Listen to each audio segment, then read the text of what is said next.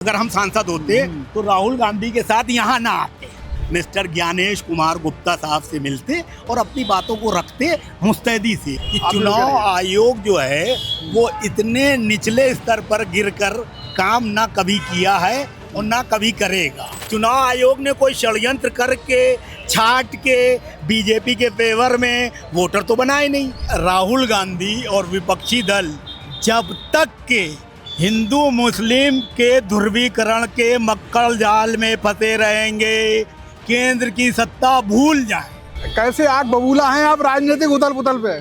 मेरा तो ये मानना है कि लोकतंत्र में नाम बताइए। मेरा नाम सिराज साहिब। सिराज साहब निर्वाचन सदन पे खड़े हुए हैं। सबसे पहले बता दूं, यहाँ पर आना था विपक्षी पार्टियों के पूरे सांसदों को, लेकिन उन्हें डिटेन कर लिया गया और वो संसद भवन में ही है। तो आप इस सबसे क्या आपकी सोच है? आप दिल्ली के नागरिक तौर पे काफी आग बबूला दिख रहा है। मेरी सीधे जो है, मैं विपक्ष की तरफ से पहले तो जो है थोड़ा उनको सुझाव दे दूं। समझ लीजिए मैं भी विपक्षी दल का एक प्रतिनिधि हूँ। मान लिया तो मैं भी राहुल गांधी मान लिया या हो ही आप? नहीं है। हाँ मान लीजिए, अभी आप मैं आपको तस्वीर क्लियर कर रहा हूँ।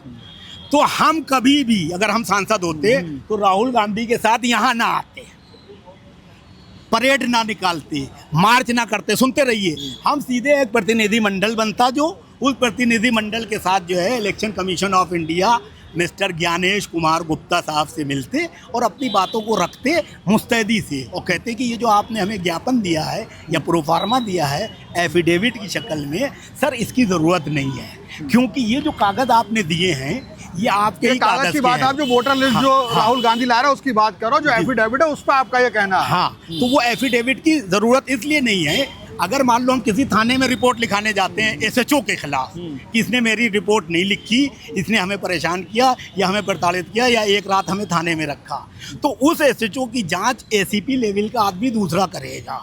बगल के थाने के एसएचओ को उसकी जांच के लिए ड्यूटी नहीं लगाई जाएगी और ना ये कहा जाएगा कि ये जो तू एप्लीकेशन सादे कागज़ पे दे रहा है बेटा, इसके लिए एक एफिडेविट भर दे।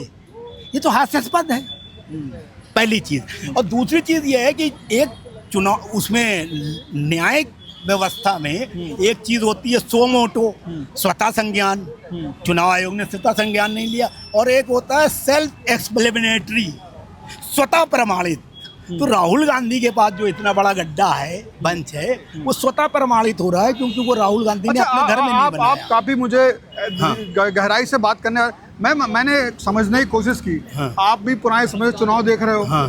कई बार आपने देखा होगा चुनाव में लाइनें लगी हुई हैं और वहाँ पे लोग कह रहे हैं हमारे पास वोटर कार्ड भी है लेकिन वोटर नहीं बना है। कई लोग कह रहे हैं नाम है वोटर कार्ड नहीं है। ये समस्याएं मतलब काफी समय से 35, 40, 50 जितने भी साल से रही, ये सब इस तरह से रहा है। और जब से वोटर आईडी बना है तब से भी रहा है। तो मेरा ऐसा समझना है कि ये जो आरोप लग रहे हैं, ये आरोप वोटर जो चुनाव आयोग है उसकी व्यवस्था पर, जमीनी तौर पर बीएलओ की या गलती हो सकती है अनधिकारियों की, जिला चुनाव अधिकारी की। लेकिन मैं कह रहा हूँ क्या ये मान लेना चाहिए इस बात से कि बीजेपी और चुनाव आयोग दोनों मिल गए और मिलने के बाद उन्होंने षड्यंत्र कर लिया और वहां पे 80 वोट दाखिल कर दिए? मैं आपकी बात से सहमत हूँ। ये जो नीचे लेवल के अधिकारी होते हैं उन लोगों से कई बार सर्वे करने में मिस्टेक हो जाती है। बाई मिस्टेक अगर कोई जो है गलती हुई है तो उसको चुनाव आयोग को सुधार लेना चाहिए। बिल्कुल सुधारना चाहिए। जो है कोई राहुल गांधी को जो है बहुत ज्यादा लड़ने की भी जरूरत नहीं है और उनको जो है उसको जस्टिफाई कर देना चाहिए कि ये जो है गलती से हुआ है। गलती स्वीकार करने वाला महान होता है। चुनाव, आपने बिल्कुल सही कहा, चुनाव आयोग ने कोई षड्यंत्र करके छाट के बीजेपी के फेवर में वोटर तो बनाए नहीं। वोटर तो अक्सर ये होता है, आप सही कह रहे हो, लाइन लगते हैं, वहाँ पता चला वोटर कार्ड भी है, उसमें लिस्ट में नाम नहीं है, या लिस्ट में नाम है तो वोटर कार्ड जो है गायब हो गया। लेकिन अब डिजिटल इंडिया हुआ है, समझ रहे हो?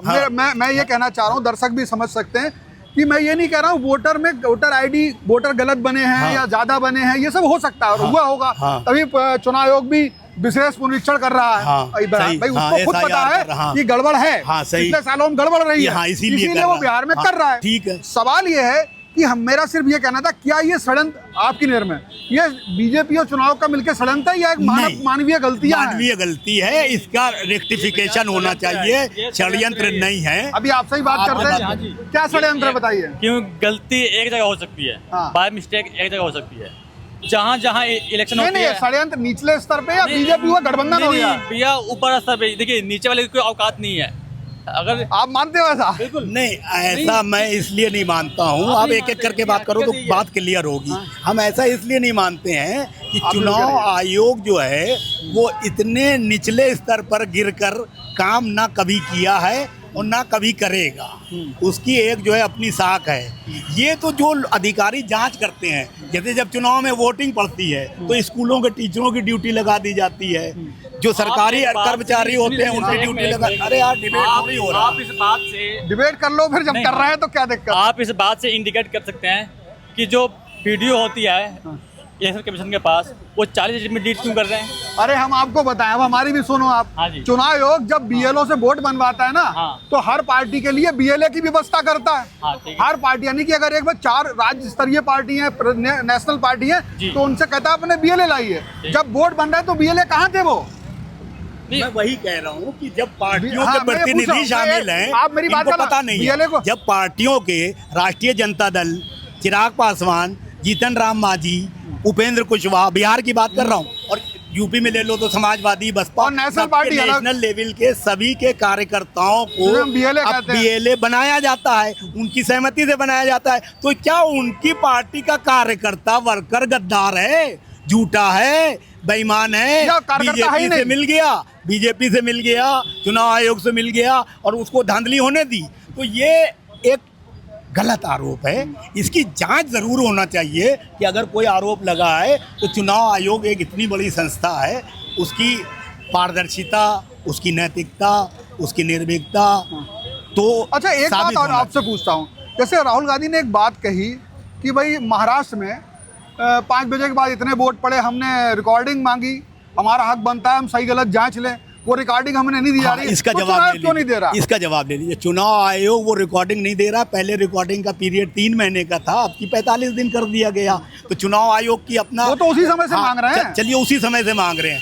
अब जो आप कह रहे हो टर्नआउट बढ़ गया 5 बजे के बाद, अरे एक रुको यार, आप दिल्ली में देखिए, दिल्ली में जब वोट पड़ता है तो लास्ट मोमेंट पे कार्यकर्ताओं को निकालने का काम करती हैं पार्टियां, चाहे वो कांग्रेस हो, चाहे आम आदमी हो, चाहे आरएसएस के वर्कर हो, कि भाई एकदम चलो। तो उस कैंपस में लोगों को घुसेड़ दिया जाता है गेट के अंदर। तो टर्नआउट बढ़ना ही बढ़ना है। टर्नआउट बढ़ने से ऐतराज नहीं है। ऐतराज ये है कि वो रिकॉर्डिंग जब मांगी गई तो पारदर्शिता के लिए दे दी जाती। हाँ, चुनाव आयोग को पारदर्शिता अपनी जस्टिफाई करने के लिए उन चीज़ों को दे देना चाहिए, उसमें कोई हरज भी नहीं है। उसमें प्रॉब्लम क्या है? उस रिकॉर्डिंग से पता थोड़ी चल रहा है कि किसको वोट दे रहा है आदमी। उसमें टर्नआउट का ही क्लैरिफिकेशन होगा कि कितने लोग। अच्छा, आप लोग चलो ये सब आपने कहा, अब मैं एक बात मेरे दिमाग में आई, मैं सुबह से आऊँ कि यहाँ पर वो लोग आए प्रदर्शन करने, यहाँ आना चाहते थे निर्वाचन सदन पे। अगर ये इतनी सी दूरी आधा पौन घंटे में तय हो जाती और उनको जाने दिया जाता तो अब ये अपना प्रदर्शन कर ले, चुनाव सुन लेता। हाँ। इसको ये डिटेन करके इसको इस तरीके से क्या मिला सरकार को? इसका बीजेपी का, या सरकार तो बीजेपी की, तो सरकार नहीं तो करा व्यवस्था। इसमें सरकार और विपक्षी दल दोनों की भूमिका है। पहली बात तो, अगर सरकार ने यहाँ 4 से ज़्यादा लोगों को आने से, परेड निकालने से मना किया था, तो लोकतांत्रिक व्यवस्था में उसका सम्मान करते हुए आपको जो है मेमोरेंडम देने के लिए चुनाव आयोग का आने देते, वहां पे गेट लगा जाते, 10 लोग नेता बड़े बड़े अंदर चले जाते। आप क्या कहते हो? बिल्कुल मैं इस बात से सहमत हूं। कार्यकर्ताओं के साथ भी आ रहे थे ना। आपको तो पता है, आप पॉलिटिकल चीजें कवर करते हो कि आदमी शोशेबाजी करने के चक्कर में अगर 10 सांसद हैं तो 100 कार्यकर्ता लग जाते हैं हुआ करने के लिए। मतलब है भीड़ इतनी हो जाती है, व्यवस्था फैल जाती है। हाँ, तो वो नहीं करना चाहिए। एक पढ़े लिखे सांसद प्रतिनिधि मंडल जाके चुनाव आयोग को, हालांकि चुनाव आयोग ने 20 नेताओं को बुलाया। हाँ, तो 20 चले जाते तो ये सब तामझाम ना होता। अब 20 की जगह तुम 200 आओगे, 100 लोग तो अभी खड़े हैं। हाँ। 75 तो कैमरा पर्सन है। हाँ। तो आप खुद अंदाजा लगा लो कि जहाँ 20 लोगों की जरूरत है, 75 कैमरा पर्सन है, 200 लोग तो है, 400 लोग तो हो ही गए। तो वैसी स्थिति में अव्यवस्था ना हो। कैसा लगता है आपको? चाचा से भी सुने बात, आपको क्या लगती है जो बात है? ये जो बड़े सही है, सही कह रहे हैं। तो वोट गड़बड़ी होती है वोटों में? होती है, वो तो सोचे खाली हैं, सोचे खाली सोचेबाजी है। हाँ, ये इलेक्शन कमीशन ऑफ इंडिया जो भारत के पार्लियामेंट के तो अंडर है ना, तो कैसे करा चोरी ये बताओ? क्या मान लो कि कोई इंटर माइग्रेट कंट्री काठमांडू से या नेपाल से लोग यहाँ आ जाते, उसका वोटर कार्ड ये लोग बना देते हैं फॉर्म 6 लगा के। फॉर्म 6 भर देते हैं। ये कई वोटर एक ही एड्रेस पे, कहाँ के आ जाते हैं, कहाँ के लोग आ जाते हैं? भाई नेपाल के लोग जो आते हैं इंडिया के अंदर, और बांग्लादेश के भी आते नहीं हैं? बांग्लादेश के नहीं आते? बांग्लादेश, म्यांमार, पाकिस्तान, उससे मुझे वो तो आप मैं कह रहा हूँ कोई भी नहीं, अरे हम तो कह रहे हैं नेपाल की बात कर रहे हो, चलो नेपाल से आ गए उनके बना देते हैं, बांग्लादेशियों के भी तो बनाते होंगे। बनाते हैं तो ये तो जांच का विषय है ना। ये इलेक्शन दोनों बांग्लादेश के भी आते हैं। आप ये मैं कह रहा हूँ हमारे जो इंडिया ब्लॉक के जो अपोजिशन जो लीडर है, उन्होंने मीडिया के सामने और देश के जनता के सामने इलेक्शन कमीशन के बारे में जो ऑनलाइन उन्होंने बताया है। बात में सहमत हैं, हम आपकी बात ये समझना चाह रहे हैं। आपने जब बात कही कि ये लोग वोट चोरी कर लिया, नेपाल से आने वाले लोगों का वोट बना दिया, नहीं, तो हमने कहा ग्राउंड लेवल पर जो बांग्लादेश से मतलब नहीं, ग्राउंड लेवल पर जो इनके ऑफिसर होते हैं, बीएलओ या बीएलओ जो फॉर्म 6 इन्होंने भरते हैं, वो अपना फॉर्म भर के वोटर कार्ड बना देते हैं और उसके बाद एक ही एड्रेस पे 50 लोगों का एड्रेस बना। बांग्लादेश से बच क्यों रहे हो बात करने से? सॉरी, बांग्लादेश के लोग आके वोट बनते हैं, उससे बच क्यों रहे हो?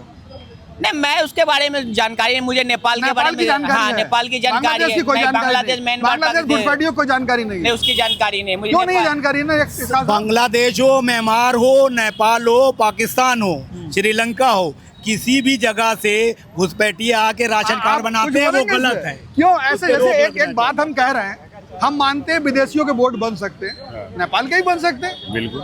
लेकिन जब हम कुछ लोगों से बात करते हैं, जैसे भाई साहब से बात बन जाएंगे, हमने कहा कि नहीं, जब बांग्लादेशियों के बेमानी से बनना है, नेपालियों के बन सकते हैं, नहीं बन नहीं सकते हैं, नहीं बेमानी से बनना है, बीएलओ बेमानी से बना रहा है, तो वो बांग्लादेश की बात आ रही, तो उसका बात करने से ही क्यों बच रहा है? इसके पीछे क्या वजह है? राजनीति। क्या राजनीति हो सकती है? राजनीति ये कांग्रेस का फेवर कर रहे होंगे, और क्या है? नहीं, बांग्लादेश के वोटों से वो तो पहले से बनते आ रहे, कांग्रेस के राज से बनते आ रहे। बांग्लादेश के लोग अगर यहाँ वोट बन जाता है तो कांग्रेस का फेवर बंगाल में दुनिया भर के बने हुए हैं, दिल्ली के अंदर जागीरपुरी में जाके ये क्यों लगता है कि बांग्लादेश के आने वाले लोग जो है कांग्रेस को वोट देंगे और नेपाल के आने वाले कांग्रेस को नहीं देंगे? ये कांग्रेस के बनवाए हुए हैं, कांग्रेस के बनवाए हुए। आप इस पे कुछ प्रकाश डाल सकते हैं, ऐसा क्यों सोचते हैं लोग? देखिए, एक्चुअली में जो है पॉलिटिकल पार्टी का जो परसेप्शन है, वो ये परसेप्शन है कि जो मुस्लिम समुदाय के वोटर हैं, वो जब दिल्ली आएंगे और वोटर कार्ड बनेगा तो उसके पीछे कांग्रेस का सहयोग और आम आदमी पार्टी का सहयोग होगा, ये सच्चाई है। और अगर कोई नेपाल से आता है तो उसका कार्ड बनेगा तो उसमें भारतीय जनता पार्टी और संघ परिवार का सहयोग और आशीर्वाद होगा। तो लोग ये कहते हैं, जैसे भाई ने कहा कि वो वोट उनको मिलेगा, इसीलिए वोट बैंक की राजनीति, इसलिए वोट बैंक की राजनीति होती है। मेरा ये मानना है कि राष्ट्र हित में, चाहे वो नेपाल हो, म्यांमार हो, बांग्लादेश हो, श्रीलंका हो, पाकिस्तान हो, कोई देश हो, हमारे देश में उसको मतदाता सूची में शामिल नहीं किया जाना। जब ही किया जाए जब वो नागरिक बन जाए। जब नागरिक बन जाए, वो 5 साल का पीरियड है। वो आते कैसे हैं? सीमाएं किसके अंडर में आता है, आप मुझे बताइए। अरे ये बात थोड़ी, नहीं, वो आते कैसे हैं मुझे तो आप मतलब आप ये बताइए, सीमाएं किसके अंडर में है? अगर गृह मंत्री देश आजाद हुआ जब से आ रहे हैं, सन 47 से आ रहे हैं, तो बंगाल में सन 47 से आ रहे, अब आ रहे क्या? ये 2012 से 2022 से अब आ रहा कोई? अब नहीं आ रहा है, पहले से आए हुए हैं। क्या बात कर रहे हैं आप? अब तो पानीपत से, सोनीपत से ट्रक भर भर के वापस जा रहे हैं। कौन भेज रहा है? भेज रहे हैं ना। अब कांग्रेस ने क्यों नहीं भेजे? क्यों नहीं ध्यान दिया? बताओ, जवाब दे दो मुझे। गलत कह रहा हूँ भाई साहब? नहीं, हम लोग आप लोगों की विचारधारा ही समझना नहीं, मैं गलत कह रहा हूँ तो बताओ। उठते सवालों को समझना। सन 47 से आ रहे हैं, तो इस तरह की चीजें हैं। आप फिलहाल इस वीडियो को देखिए, जो भी आपकी समझ में आया हो कि किसने क्या कहा, क्या ये सब पूरा जो वोटों का मामला है, ये एक तरीके से धार्मिक ध्रुवीकरण का इनडायरेक्ट प्रयास है।